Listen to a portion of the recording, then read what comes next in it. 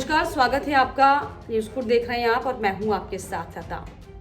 अतुल सुभाष के मामले को लेकर अब लगातार जो है सोशल मीडिया से लेकर अब चौक चौराहे पर जो है चर्चाओं का माहौल बना हुआ है, क्योंकि जिस तरीके से हम लगातार अक्सर अब तक सुनते आए हैं कि कोई महिला जो है डोमेस्टिक वायलेंस का शिकार हो गई, लेकिन अब जो है बेंगलुरु में नौकरी करने वाले, हालांकि बिहार के वो रहने वाले हैं, अतुल सुभाष डोमेस्टिक वायलेंस का शिकार हुए और शिकार कुछ इस कदर हुए कि उन्होंने 1 घंटे की वीडियो बनाई जिसमें उन्होंने पूरी अपनी आपबीती सुनाई है और उसमें ये साफ साफ आरोप लगाए हैं अपनी पत्नी पर और ससुराल वालों पर कि दरअसल उनकी तरफ से बार बार जो है उनको एक मेंटली प्रेशर दिया जा रहा था, जिसकी वजह से उन्हें जो है आत्महत्या करनी पड़ी और ये कदम उठाना पड़ा। लेकिन इसको लेकर जो है अब हर जगह चर्चा का विषय बना हुआ है और एक सॉफ्ट कॉर्नर, क्योंकि जिस तरीके से अक्सर हमें देखते हैं कि जो लचीला संविधान महिलाओं के प्रति है उसको लेकर भी लगातार चर्चाएं हो रही है कि आखिर जो अतुल सुभाष के साथ हुआ वो कितना सही है, कितना गलत है। इसको लेकर हम बातचीत करेंगे। मेरे सहयोगी मेरे साथ के राणा जी हैं।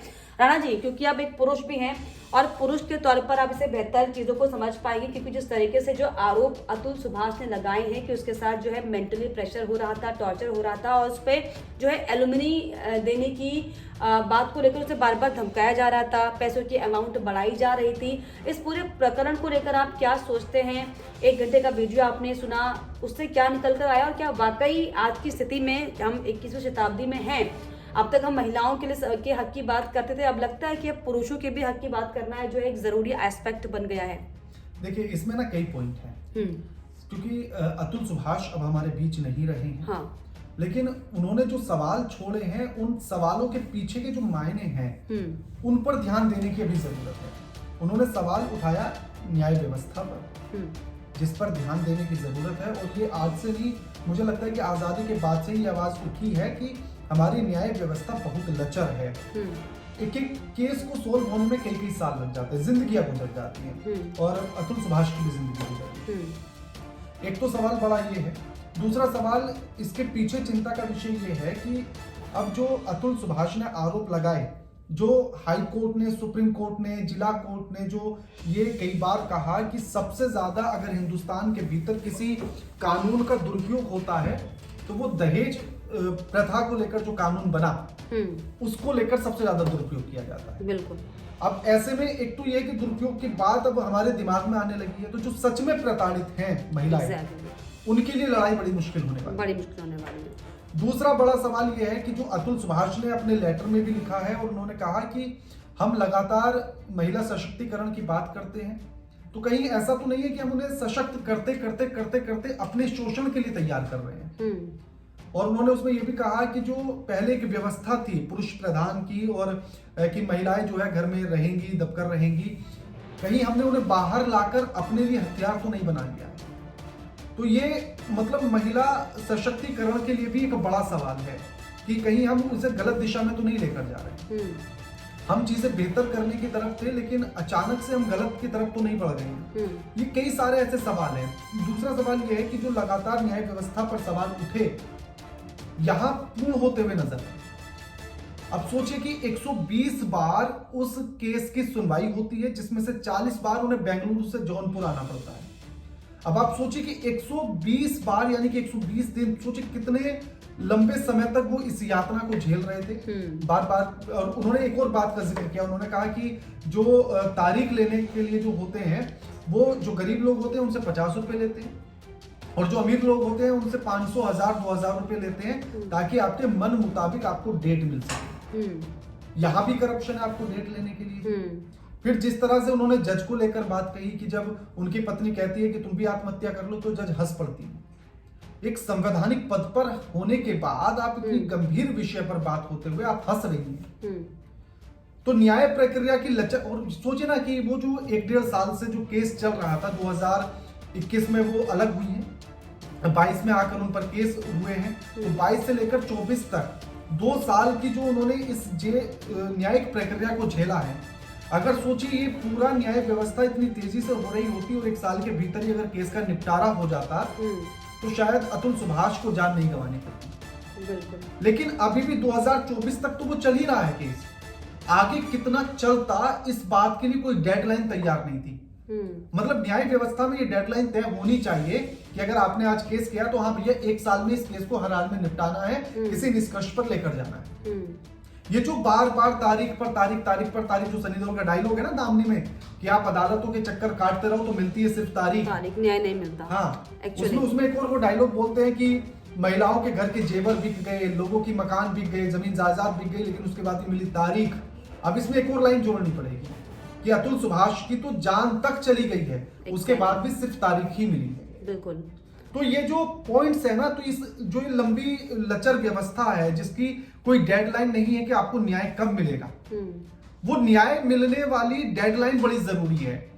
केस कैसा भी हो, कुछ भी हो, लेकिन आपको एक डेडलाइन तय करनी होगी, वकीलों को भी, न्याय व्यवस्था को भी, कोर्ट को भी, कि हाँ हर हाल में इस केस को हम जो है 1 साल के भीतर या 2 साल के भीतर खत्म करेंगे, यानी कि इसका निपटारा करेंगे। बिल्कुल, एक डेडलाइन जो है वो तय होनी चाहिए ताकि उस डेडलाइन के अंतर्गत ही उस स्पीड से काम भी हो, ताकि इस तरह की चीजें एक्सपेंड ना हो। और क्योंकि जो न्याय व्यवस्था पर आरोप लगे हैं, 5 लाख रुपए आप सोचिए लिए हैं उस व्यक्ति को हराने के लिए, और वो व्यक्ति ये कहकर चले गया कि मैं अपने दुश्मन को फल फूल रहा हूँ क्योंकि मेरे ही पैसों से मेरे ही खिलाफ जो है केस लड़ा जा रहा है, और वो जज और तमाम जो संवैधानिक ढांचा है वो मेरे ही पैसों का इस्तेमाल कर कर मुझसे ही जो नुकसान पहुंचाने की कोशिश कर रहा है।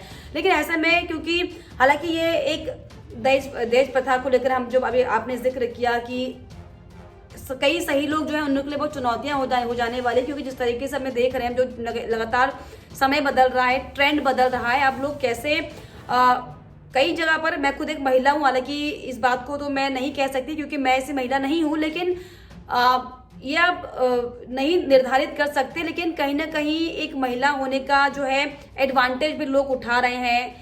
पुरुष प्रधान इस देश में पुरुषों को सिर्फ एटीएम के तौर पर समझा जा रहा है, जिसका जीता जाता उदाहरण हमने देखा। ऐसे में नहीं लगता कि अब जो है, क्योंकि समय परिवर्तन हमेशा मांगता है, तो लगता है कि अब जो है हम इक्वालिटी की बात लगातार हम करते, डेफिनेटली मैं ऑल्सो बिलीव करती हूँ कि इक्वालिटी होनी चाहिए। अगर अब हम भी, हालांकि यहाँ कहीं जो एक नेचुरल फैक्टर हो सकते हैं वहाँ पर हम इक्वल नहीं हो सकते, वो अगर उन बातों को हम छोड़ दें तो क्या आपको लगता है कि अब जो है संशोधन होना चाहिए, क्योंकि ये बहुत जो लचीली चीजें चल रही हैं उस पर काम होना चाहिए, और एजुकेशन का विस्तार अच्छे से होना चाहिए ताकि जो इक्वालिटी का मतलब है लोग अच्छे समझ पाए, और ये जो डिपेंडिंग वाली भूमिका हो गई है महिलाओं को, जिस तरीके से पतियों पर झूठे आरोप लगाने पड़ रहे हैं सिर्फ एलुमनी के लिए, पैसों के लिए, ना होने पाए। तो क्या लग रहा है ये गलत, सही तो बिल्कुल नहीं कहेंगे हम इस मामले को, कितना सही और कितना गलत आपको लग रहा है स्थितियां, और आप आगे के प्रकरण में, हालांकि अब सही क्या है गलत क्या है तो भविष्य के गर्भ में है कि क्या सही है, आखिर क्या मजबूरी थी अतुल की, तो लेकिन फिलहाल की जो स्थिति वर्तमान की है, आपको क्या लग रहा है कितना सही है कितना गलत है, और अब आगे के लिए क्या लगता है इस तरह के प्रकरण को लेकर, न्यायपालिका को देकर? इसमें सबसे बड़ी बात यही है कि दहेज प्रथा को लेकर जो है, जो कानून बना, वो सिर्फ जेंडर देखकर बनाया गया कि सिर्फ महिलाओं के साथ ही घरेलू हिंसा हो सकती है, पुरुष के साथ नहीं हो सकती, ये माना गया। और इसीलिए सिर्फ महिलाओं के लिए कानून है। इस कानून का जो है पुरुष को लेकर, मतलब पुरुष की सुरक्षा के लिए कोई कानून नहीं है। अगर महिला ने लगा दिया तो उसके साथ फिर वो केस लड़ेगा, वो कोई दूसरा केस दायर नहीं कर सकता महिला के ऊपर। ये सबसे बड़ा नुकसान है। कानून जो भी बनता है वो जेंडर देखकर ना बने, जेंडर देखकर ना बने, हाँ। जेंडर से अलग कानून होना चाहिए कि हिंसा किसी के भी साथ हो सकती है, गलत किसी के भी साथ हो सकता है, इस पर ध्यान देने की जरूरत है। दूसरा क्या है कि जो दहेज प्रथा वाला कानून है, इसमें अगर कोई आप भी अगर किसी को देखेंगे ना कि यहाँ दहेज प्रथा के लिए किसी को प्रताड़ित किया जा रहा है, चाहे कोई आपसे झूठ आकर बोले, आप महिला की बात पर उसको लेकर जल्दी भरोसा कर लेंगे। कोई पुरुष आकर बोले कि नहीं ये झूठा आरोप है, मेरे साथ उल्टा ये हिंसा कर रही है, तो हम उस पर भरोसा नहीं करेंगे। तो ये जो कानून है ये महिलाओं की तरफ झुका हुआ कानून है, इसीलिए अदालत भी जो है पक्ष ज्यादातर जो है वो महिलाओं का लेता है, पुरुषों का पक्ष समझता ही नहीं है। ये एक नुकसानदेह है। दूसरा ये कि सिर्फ एलोमनी के लिए पुरुष को ही क्यों जिम्मेदार ठहराया जाए या उसको ही जिम्मेदारी ये क्यों दी जाए? अगर महिला बेहतर कमा रही है तो फिर सारी जिम्मेदारी पुरुष की क्यों है? अब जैसे 40,000 रुपए अभी भी अतुल सुभाष दे रहे थे अपनी पत्नी को, उसमें उनके वकील ने यह भी कहा कि ये सिर्फ बच्चे के लिए दिया जा रहा है। तो क्या आपको लगता है कि 2020 के आसपास उनका बच्चा पैदा हुआ और अब 2024 चल रहा है, 4 साल के बच्चे का खर्च क्या 40,000 रुपए महीना होगा? मुझे तो नहीं लगता है एक्चुअली कि आप कितना भी खर्च क्यों ना कर रहे हो, कितना भी बेहतर खर्च क्यों नहीं कर रहे हो, एक बच्चे के लिए 40,000 रुपए खर्च नहीं कर रहे होंगे, क्योंकि 40,000 से कम सैलरी वाले लोग तो पूरा पूरा परिवार चला रहे हैं। तो वो क्या सारी जिम्मेदारी सिर्फ अतुल सुभाष के ऊपर थी? उनकी पत्नी के ऊपर उस बच्चे के लिए कोई जिम्मेदारी नहीं थी। यहां तक कि बच्चे को अगर मेड लगाई जा रही है तो उसका खर्च भी अतुल सुभाष ही देंगे। तो अब अगर महिला कमा रही है, अब वो भी एक अच्छी कंपनी में जॉब कर रही है, AI इंजीनियर वो भी है, तो फिर ये जिम्मेदारी उनके ऊपर क्यों नहीं?